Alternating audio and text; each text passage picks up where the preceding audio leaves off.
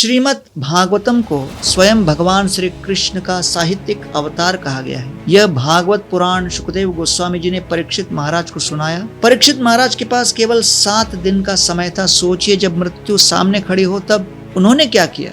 उन्होंने किसी भौतिक वस्तु की शरण नहीं ली, उन्होंने केवल और केवल श्रीमद् भागवत कथा का आश्रय लिया। जिस तरह भोजन हमारे शरीर का पोषण करता है, वैसे श्रीमद् भागवत हमारी आत्मा का पोषण करता है। और यदि हम श्रद्धा पूर्वक श्रीमद् भागवतम का केवल एक श्लोक भी पढ़े या सुने तो अज्ञान की अंधकार नष्ट हो जाए और जीवन अलौकिक हो जाए। श्रील प्रभुपाद का जीवन इसका साक्षात प्रमाण है। यद्यपि वे विश्वव्यापी आंदोलन तथा भक्ति का प्रचार स्थापित करने में बहुत व्यस्त थे, फिर भी रात्रि के समय केवल 2 घंटा शयन करने के पश्चात श्रीमद् भागवत के तात्पर्य लिखते और श्रीमद् भागवत का पठन करने में कोई समझौता नहीं किया, क्योंकि श्रील प्रभुपाद जानते थे यही वह श्रीमद् भागवत रूपी मधुर फल का आस्वादन हमारे आध्यात्मिक जीवन का आधार है, जिसे चखकर आत्मा तृप्त और आनंदित हो जाती है।